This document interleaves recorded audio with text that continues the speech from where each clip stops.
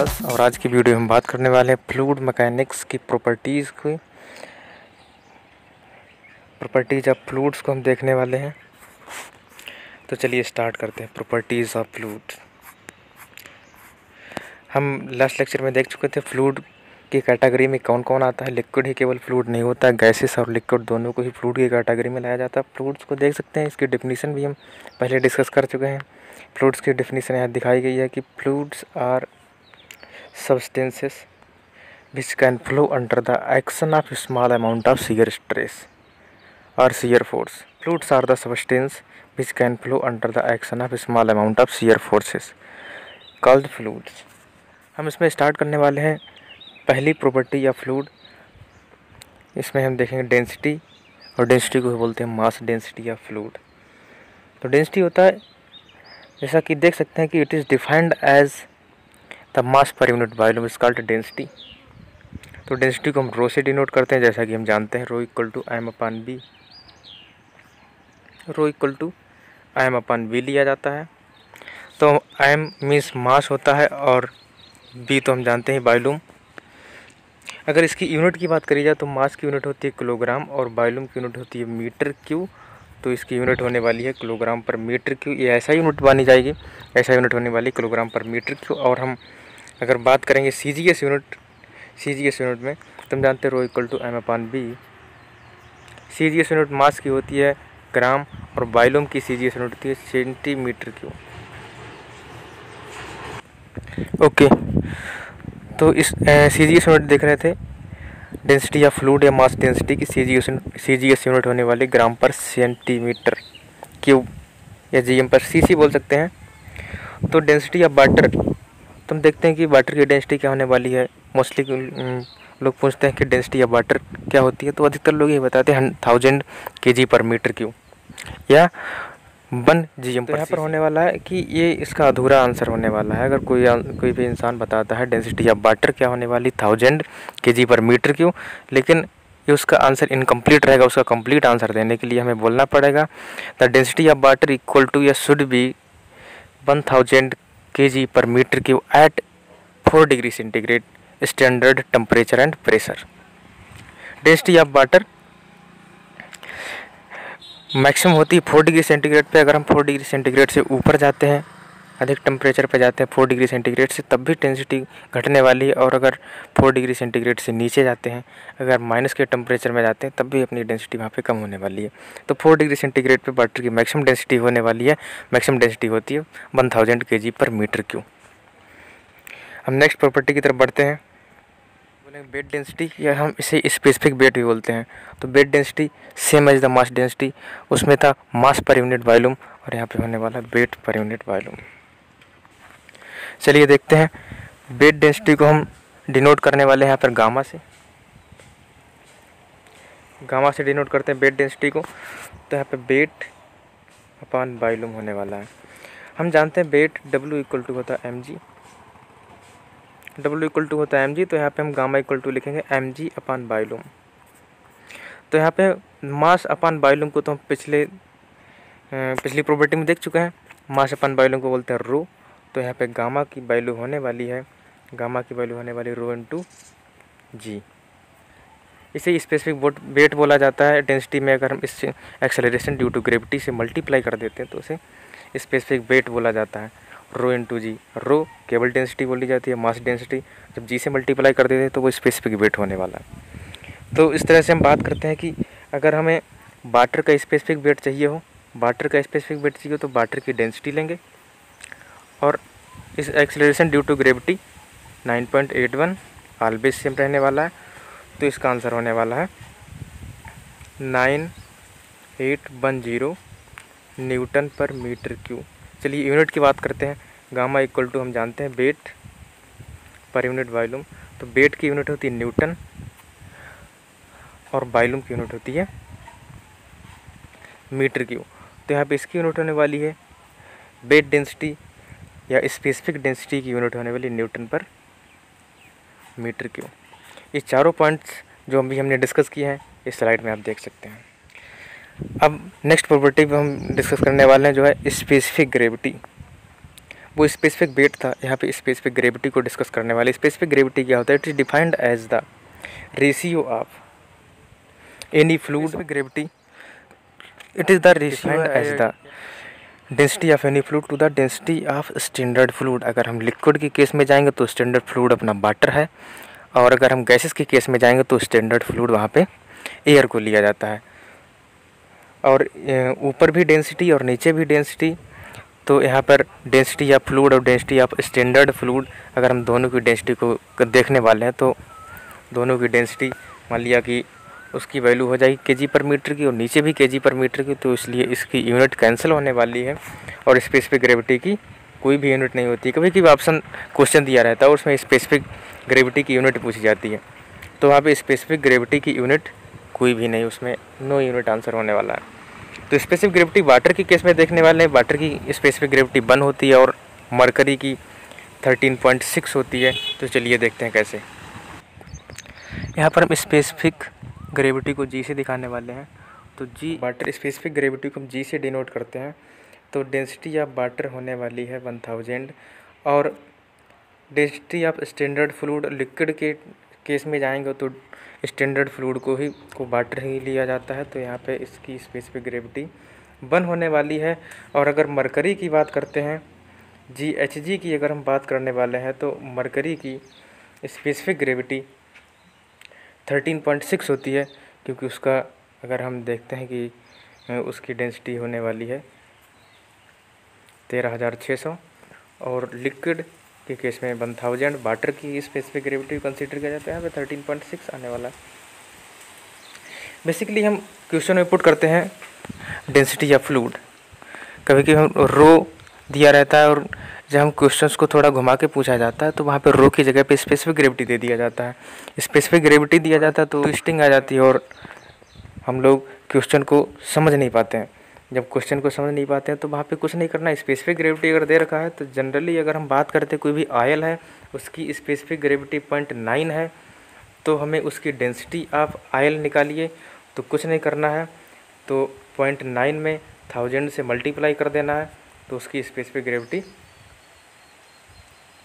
Density में convert हो जाएगी।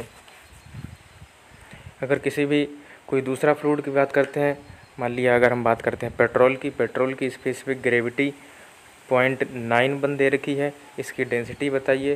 तो 0.91 में 1000 से मल्टीप्लाई करेंगे, तो यहाँ पे 910 kg per metre cube the density of that oil और पेट्रोल। हम नेक्स्ट प्रॉपर्टी में डिस्कस करने वाले कंप्रेसिबिलिटी।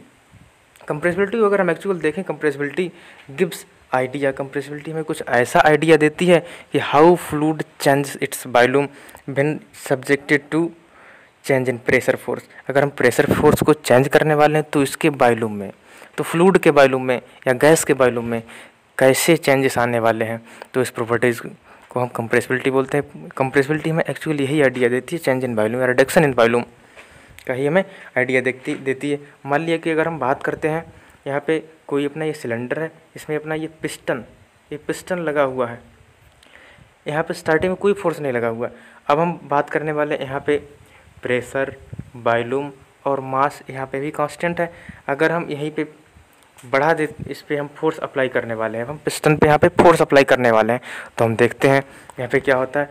यहाँ पे वॉल्यूम जो है, चलिए हमने इस पर फोर्स अप्लाई कर दिया, पिस्टन पे कर दिया, ये हमने मान लिया हमने पी फोर्स अप्लाई कर दिया। तो यहाँ पे हम देखने वाले हैं कि प्रेशर P + dP होने वाला, प्रेशर तो इंक्रीज हो जाएगा, वॉल्यूम यहाँ पे डिक्रीज होने वाला है क्योंकि फ्लूइड कंप्रेस होने वाला है, तो B - dV होने वाला है। और बट अगर हम बात करें मास, इसका मास क्या होने वाला, फ्लूइड का मास नहीं चेंज होगा, वॉल्यूम चेंज होगा, प्रेशर चेंज होगा, लेकिन मास कांस्टेंट रहने वाला है। तो चलिए हम बात करते हैं कंप्रेसिबिलिटी की यूनिट क्या होने वाली है। कंप्रेसिबिलिटी अगर देखें तो कंप्रेसिबिलिटी को अभी हमने क्या बताया था, कंप्रेसिबिलिटी को हम डिनोट कर सकते हैं बीटा से। Compressibility denoted by beta and fractional, इसकी डिफिनीशन वाले fractional change in volume upon change in pressure. Compressibility defined as the fractional change in volume with respect to change in pressure. तो अगर हम volume, fractional volume change किस तरह से होता है चलिए देखते हैं। Fractional change in volume means that volume change with respect to its original volume. Fractional change in volume का मतलब होता है कि वही वॉल्यूम अगर चेंज हो रहा है उसके ओरिजिनल वॉल्यूम के रिस्पेक्ट में, तो उसको फ्रैक्शनल चेंज इन वॉल्यूम बोलेंगे। अगर हम इसको एक और तरह से बोल सकते हैं, इसे वॉल्यूमेट्रिक स्ट्रेन बोला जाता है। अगर स्ट्रेंथ ऑफ मटेरियल में जाएंगे तो फ्रैक्शनल चेंज इन वॉल्यूम को हम वॉल्यूमेट्रिक स्ट्रेन बोलने वाले हैं। तो कंप्रेसिबिलिटी को हम ये लिख सकते हैं कि beta equal to volumetric strain, क्योंकि वॉल्यूम वहाँ पे कैसा हो रहा था, वॉल्यूम वहाँ पे डिक्रीज हो रहा था। तो यहाँ पे D B upon B upon change in pressure D P करने वाले हैं। तो ये फार्मूला हो जाता है कंप्रेसिबिलिटी का। चलिए हम बात करते हैं फ्रैक्शनल चेंज इन वॉल्यूम कैसे निकालते हैं और चेंज इन प्रेशर कैसे निकालते हैं। हमने यहाँ पे D B upon B minus में और डी पी डिवाइड में कैसे कर दिया है। चलिए हम फ्रैक्शनल चेंज इन वॉल्यूम को निकालने की कोशिश करते हैं। अब हमने जैसे कि ये सिलेंडर बनाया था और जैसे हमने इस पर फोर्स अप्लाई किया था, तो हमने देखा कि यहाँ पे जो वॉल्यूम था बी माइनस डी बी हो गया था, वॉल्यूम रिड्यूस हो गया था। प्रेशर जो था पी प्लस डी पी हो गया था, प्रेशर बढ़ गया था। अब हम चेंज इन प्रेशर देखने वाले हैं। चेंज इन प्रेशर हम देखेंगे तो हम देखेंगे final pressure minus initial pressure. तो हमने फाइनल प्रेशर ये अपना निकल के आया था पी प्लस डी पी, और अपना इनिशियल प्रेशर हमने देखा था जब वो कांस्टेंट था तो वह पी था। Final pressure minus initial pressure, तो यहाँ से पी से पी कटेगा तो यहाँ पे डी पी बचने वाला है। ये चेंज इन प्रेशर निकल के आ रहा है। अब हम देखने वाले हैं चेंज इन वॉल्यूम। अब अगर हम चेंज इन वॉल्यूम में जाएंगे, चेंज इन वॉल्यूम को हम देखने वाले हैं। तो चेंज इन वॉल्यूम में हम चलिए देखते हैं कि अपना फाइनल वॉल्यूम क्या हो रहा था, बी माइनस डी बी हो रहा था। इनिशियल वॉल्यूम अपना क्या था, इनिशियल वॉल्यूम अपना बी था, तो बी से बी कटेगा, माइनस में डी बी बचने वाला है। Minus indicates the volume reduces. अब यहाँ से हम फ्रैक्शनल चेंज इन वॉल्यूम निकाल सकते हैं। फ्रैक्शनल चेंज इन वॉल्यूम निकाल सकते हैं माइनस का डी बी अपान बी। अब बीटा की डेफिनेशन हम लिख सकते हैं कि बीटा इक्वल टू माइनस का D B upon B upon change in pressure. चलिए अब देखते हैं इसकी यूनिट क्या होने वाली है। जैसा भी हमने लिखा था माइनस का डी बी अपान डी पी। वॉल्यूम ऊपर भी वॉल्यूम चेंज हो रहा है, ऊपर चेंज वॉल्यूम है, नीचे ओरिजिनल वॉल्यूम है, तो वॉल्यूम की यूनिट सेम होने वाली है। तो वो यूनिट कट जाएगी, तो बीटा इक्वल टू आने वाला है 1 अपान डी पी, और प्रेशर की यूनिट होती पास्कल। तो beta equal to 1 upon pascal हम इसको बोल सकते हैं। बीटा इक्वल टू बोल सकते हैं 1 अपान पास्कल। ये पास्कल इक्वल टू होता है newton per metre square. Pascal equal to होता है newton per metre square, but 1 upon pascal, तो इसकी यूनिट होने वाली है। तो यहाँ पे बीटा की यूनिट होने वाली है जिसे बोलते हैं कंप्रेसिबिलिटी, इसकी यूनिट होने वाली है मीटर स्क्वायर पर न्यूटन। अब हम बात करने वाले कंप्रेसिबिलिटी क्या होता है। कंप्रेसिबिलिटी अभी हम देख चुके हैं कि compressibility is the reduction in volume, but एक दूसरी प्रॉपर्टी आती है जिसे बोलते हैं bulk modulus. Bulk modulus just इसका उल्टा होता है। वो ये दिखाता है कि अगर वॉल्यूम चेंज हुआ है तो प्रेशर पे क्या इफेक्ट पड़ने वाला है। यहाँ पे वॉल्यूम चेंज हुआ है तो प्रेशर पे क्या इफेक्ट पड़ने वाला, वो दिखाता है बल्क मॉडुलस। तो चलिए हम मूव करते हैं बल्क मॉडुलस की तरफ। तो चलिए बल्क मॉडुलस और देख रहे हैं, क्योंकि अभी हमने जब डिस्कशन किया था तो हमने ये देखा था कि ये सिलेंडर, इसमें वॉल्यूम डिक्रीज हो रहा था, प्रेशर इंक्रीज हो रहा था, लेकिन इसमें मास जो मास था ये कांस्टेंट हो रहा था। जब कांस्टेंट मास हो रहा था तो चलिए इसमें कुछ देखते हैं। तो मास को हम डिनोट करते हैं रो इक्वल टू, नहीं, मास को हम डिनोट कर दिखाते हैं कि m बराबर रो इंटू बी। जब मास कांस्टेंट है तो रो बी भी कांस्टेंट है। जब मास कांस्टेंट है तो रो बी भी कांस्टेंट है। तो रो बी को हम दिखा रहे हैं rho B equal to the constant. तो इसको फ्रैक्शनल चेंज देख लेते हैं इसका भी। इसको अगर हम चेंज करें तो हम इसको डिफ्रेंशिएट करेंगे इसकी चेंजिंग देखने के लिए। तो इसको डिफ्रेंशिएट करने के लिए हम देख रहे हैं कि rho into D B plus B into D rho equal to 0। तो यहाँ से निकलने वाला है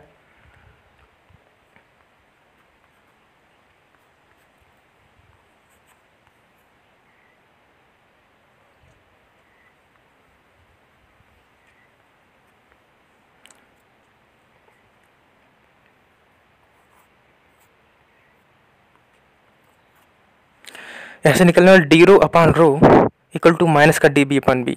तो जो हमने बीटा की अभी डिफिनीसन देख के जो हमने अभी फार्मूला निकाला था कि बीटा इक्वल टू माइनस का D B upon change in pressure D P, तो यहाँ पे जो माइनस का डी बी अपन बी था तो उसके जगह पे हम डी रो अपान रो पुट कर सकते हैं।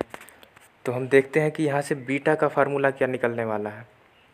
यहाँ से बीटा का अपना फार्मूला निकलने वाला, अगर हम डी रो अपान रो करने वाले हैं तो ऊपर तो डी रो आएगा और नीचे रो इंटू डी पी आएगा। ये बीटा का फार्मूला बहुत ही इम्पॉर्टेंट है, बहुत से क्वेश्चंस में बहुत बार पूछा गया है। अब हम इसमें बात करने वाले हैं कंप्रेसिबिलिटी, आइसोथर्मल कंप्रेशन और आइडियाबैटिक कंप्रेशन की बात करने वाले हैं। जब हम आइसोथर्मल कंप्रेशन की बात करते हैं तो वहाँ पे टेम्परेचर को कांस्टेंट माना जाता है।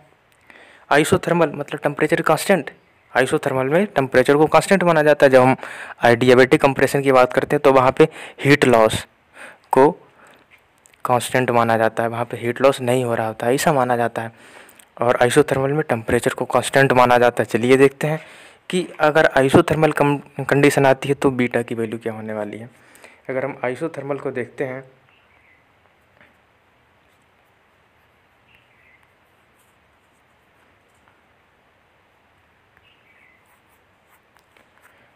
आइसोथर्मल कंप्रेशन को हम देखने वाले हैं तो यहाँ पे बीटा इक्वल टू निकलने वाला है 1/p। बीटा इक्वल टू निकलने वाला है 1/p। और अगर आइडियाबैटिक कंप्रेशन में जाने वाले हैं, आइडियाबैटिक कंप्रेशन में उसमें हीट लॉस को 0 माना जाता है, उसमें हीट लॉस को 0 माना जाता है, तो वहाँ पर बीटा होने वाला है 1/गामा इंटू पी। ज़्यादा नहीं देखना है, बस केवल इतना ही कवर करना है, बाकी डेरिवेशन हम लोगों के लिए ज़्यादा इम्पोर्टेंट नहीं होने वाला है। इससे जो इन चीज़ों को क्वेश्चंस में जो मॉडिफाई करके देता है, यही चीज़ें हमारे लिए इम्पॉर्टेंट होने वाली हैं। चलिए अब हम आगे बात करते हैं बल्क मॉडुलस का। बल्क मॉडुलस ऑफ इलास्टिसिटी को हम देखते हैं। बल्क मॉडुलस ऑफ इलास्टिसिटी जैसा कि हम देख चुके हैं, it is the reciprocal to compressibility. It is the reciprocal to compressibility. तो के इक्वल टू 1/बीटा कर सकते हैं, के इक्वल टू 1/बीटा करेंगे। और हम यहाँ पे इसको कुछ इस तरह से देख सकते हैं कि अगर हम के इक्वल टू वहाँ पे dB/B ऊपर हुआ करता था, यहाँ पे प्रेशर ऊपर होगा और dB/B नेगेटिव में नीचे रहने वाला है। तो हम के का एक मॉडिफाइड फार्मूला निकालेंगे, इसको बोलेंगे माइनस का B/dP/dB। तो बल्क मॉडुलस को अगर हम स्ट्रेंथ ऑफ मटेरियल के रेस्पेक्ट में अगर देखने वाले हैं, बल्क मॉडुलस को अगर हम स्ट्रेंथ ऑफ मटेरियल की फॉर्म में देखने वाले हैं, तो इसको बस केवल इतना ही दिखाया जाता है कि चेंज इन प्रेशर या प्रेशर चेंज इन प्रेशर करेंगे अपन बायोमेट्रिक स्ट्रेन। अब हम इसमें देखते हैं इसकी यूनिट क्या होने वाली है।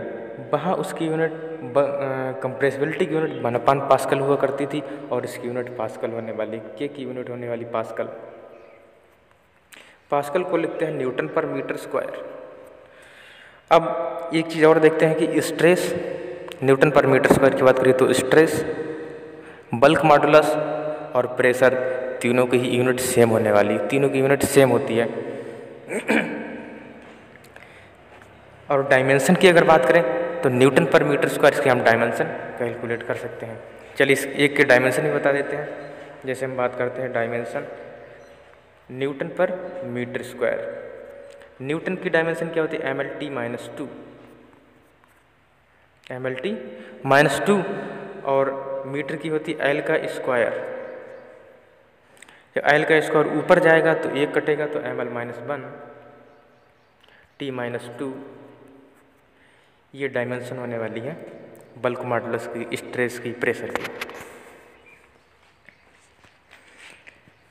और यहाँ से हम एक ये रेड लाइन में अपना दिख रहा है कि अगर के इंक्रीज कर रहा है, के increases with increase in change in pressure, अगर प्रेशर चेंज हो रहा है और उसका रेट अगर बढ़ रहा है तब के भी इंक्रीज होगा, जिसे क्या बोलते हैं बल्क मॉडुलस ऑफ इलास्टिसिटी भी बढ़ने वाला है। ओके, अब हम देखने वाले हैं सरफेस टेंशन को। चलिए स्टार्ट करते हैं। It is the property of fluid through which the free surface of fluid behaves like a membrane. ऐसी प्रॉपर्टी फ्लूइड की जिसकी वजह से फ्लूइड की फ्री सरफेस एक मेम्ब्रेन की तरह बिहेव करने लगती है, उसको सरफेस टेंशन बोलते हैं। चलिए सरफेस टेंशन की डिफिनीशन में पहुंचने से पहले हम एक डायग्राम को देखते हैं। ये कोई कंटेनर है, कंटेनर में फ्लूइड भरा हुआ है। देखते हैं हम फ्लूइड में जो मॉलिक्यूल्स होते हैं, और ये यहाँ पे फ्री सरफेस दी हुई है। फ्लूइड का एक मॉलिक्यूल हम सरफेस के मतलब विद इन द फ्लूइड का एक मॉलिक्यूल उठाते हैं और एक मॉलिक्यूल हम देखते हैं approx to the free surface, free surface के near to the free surface का एक मॉलिक्यूल उठाते हैं। तो हम इन दोनों की एक छोटी सी एनालिसिस देखते हैं क्या होने वाला है। जैसे ही हमने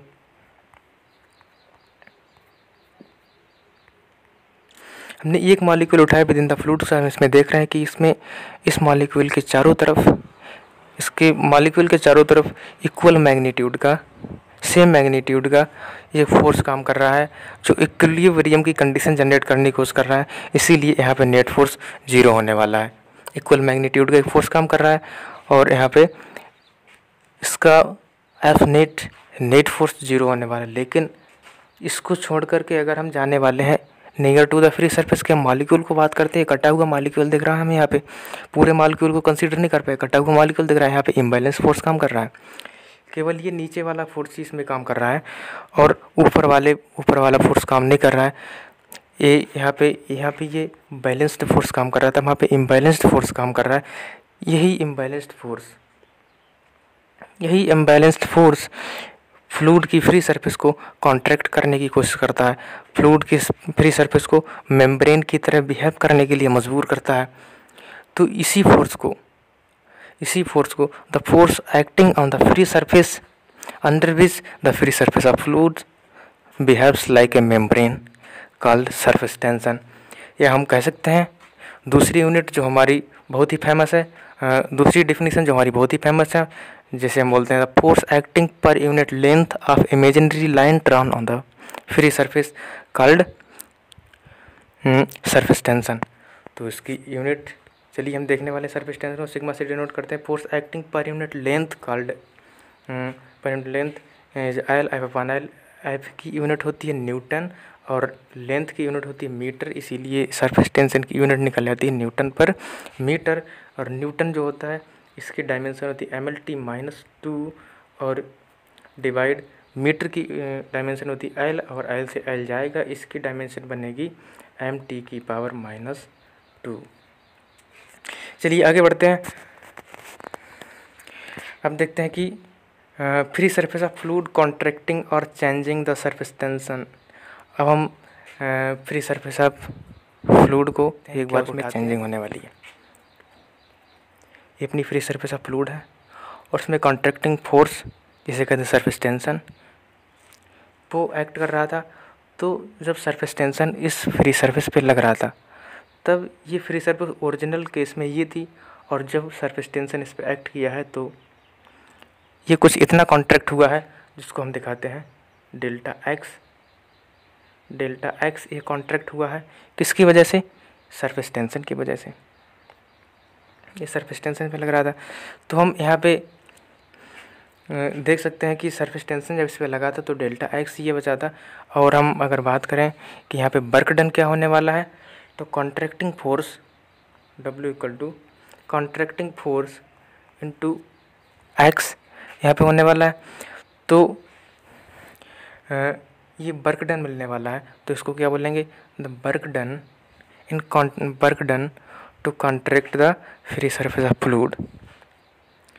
जब ये वर्क डन मिलने वाला है जिसकी वजह से फ्री सरफेस ऑफ फ्लूइड को कॉन्ट्रैक्ट किया गया है तो ये सरफेस एनर्जी को देने वाला है, इसे बोलते हैं सरफेस एनर्जी। तो हम जानते हैं कि sigma equal to F upon L होता है, sigma equal to F upon L होता है। फ्री सरफेस ऑफ फ्लूइड में क्या चेंजिंग आई थी, डेल्टा एक्स आई थी। तो ये डेल्टा एक्स आने वाली है, तो डेल्टा एक्स आई है इसमें चेंजिंग, तो इसकी यूनिट है न्यूटन, इसकी मीटर, ऊपर भी मीटर और नीचे भी मीटर।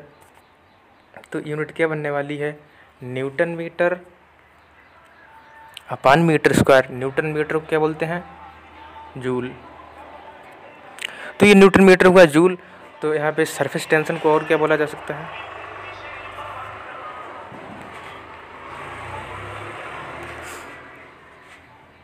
तो सरफेस टेंशन को आप बोल सकते हैं जूल पर मीटर स्क्वायर। तो सरफेस टेंशन की एक डिफिनीशन यहाँ से और निकल के आती है।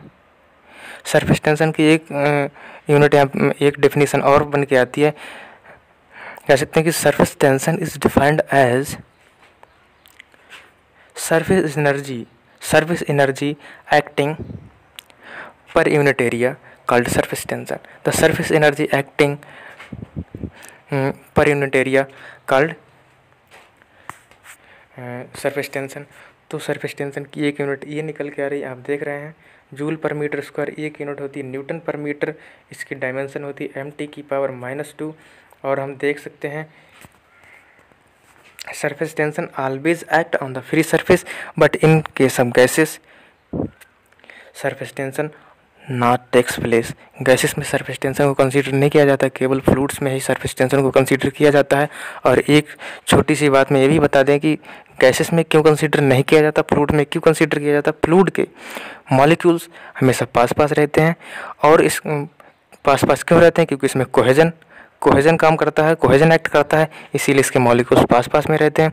अगर मॉलिक्यूल्स नहीं भी रहते तो इसके नेबरिंग मॉलिक्यूल्स भी इसमें एक फोर्स लगाते हैं जो फ्री सरफेस को कॉन्ट्रैक्ट करने की कोशिश करता है। बट इनके सब गैसेस मॉलिक्यूल्स रैंडमली इधर उधर घूमते रहते हैं, मॉलिक्यूल्स में इंटरमॉलिक्यूलर फोर्स नहीं होता है, वो अपना मोमेंटम एक्सचेंज करते रहते हैं, मोमेंटम ट्रांसफ़र करते रहते हैं।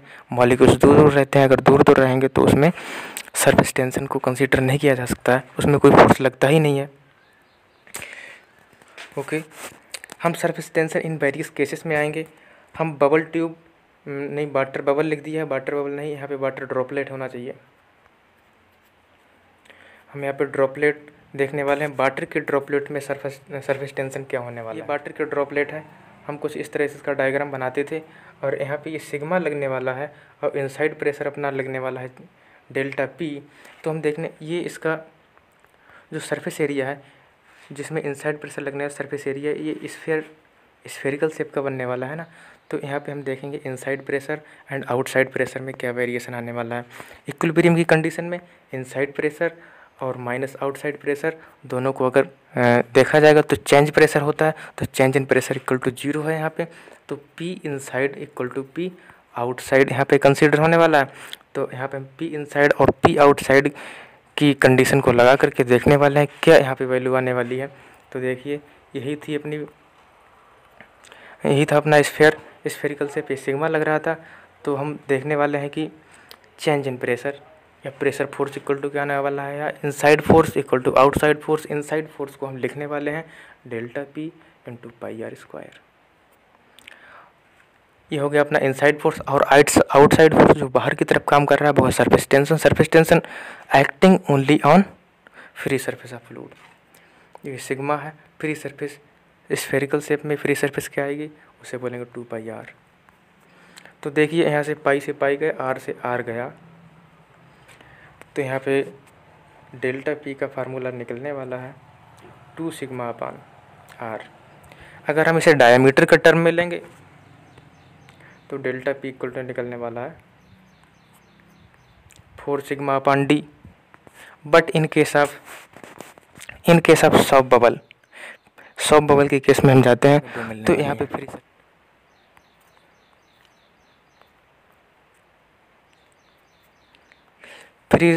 सरफेस के केस में नहीं, सॉफ्ट बबल के केस में जाते हैं तो यहाँ पे हमें फ्री सरफेस 2 मिलने वाली हैं।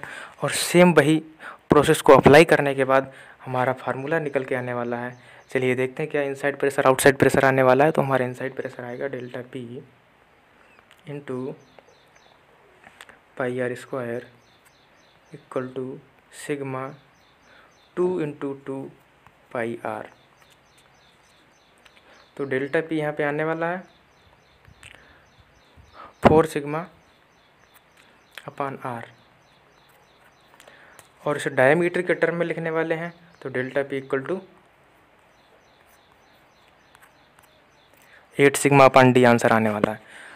अब हम बात करते हैं इन केस ऑफ जेट कि यहाँ पे चेंज इन प्रेशर या प्रेशर का फार्मूला क्या होने वाला है सरफेस टेंशन के टर्म में। चलिए देखते हैं। ये अपना जेट का केस होने वाला है, तो इसमें ये अपना जेट का केस होने वाला है। इसमें इनसाइड और आउटसाइड प्रेशर की कंपैरिजन यहाँ पे हम करने वाले हैं। हम देखते हैं कि सिग्मा जो काम करेगा, सिग्मा केवल लेंथ पे काम करने वाला है। जेट आप देखते होंगे जेट किस टाइप से एक्ट करता है। जेट एक लाइन के थ्रू जाता है कि जहाँ पे बात करते हैं ये छोटा सा पोर्शन रहता है जहाँ से वाटर निकलता है। स्टार्टिंग के केस में कॉन्ट्रैक्टिंग एरिया होता है और लेकिन आगे जाते जाते वो स्प्रेड होता जाता है वाटर उसका। तो यहाँ पे हम देखने वाले हैं कि इंटरनल प्रेशर और एक्सटर्नल प्रेशर क्या होने वाला है। P I and P O sigma into 2L equal to delta P into 2R into L होने वाला। 2R ना लिखो तो डायमीटर ले सकते हो, डायमीटर ऑफ जेट। तो देखिए 2 से 2 जाने वाला है, L से L जाने वाला है, तो P equal to sigma upon L मिला है। तो चलिए एक बार ओवरव्यू देखते हैं कि हमने वाटर ड्रॉपलेट के लिए और सॉफ्ट बबल के लिए जेट के लिए क्या क्या फार्मूला निकाला है। वाटर ड्रॉपलेट के लिए निकाला था 2 sigma upon R, soft bubble के लिए निकाला था 4 सिग्मा अपान आर, और जेट के लिए निकाला है sigma upon R. Okay, thank you. तो इस वीडियो में यहीं तक, थैंक यू। आज की वीडियो में और मिलते हैं आगे कुछ नई प्रॉपर्टीज के साथ।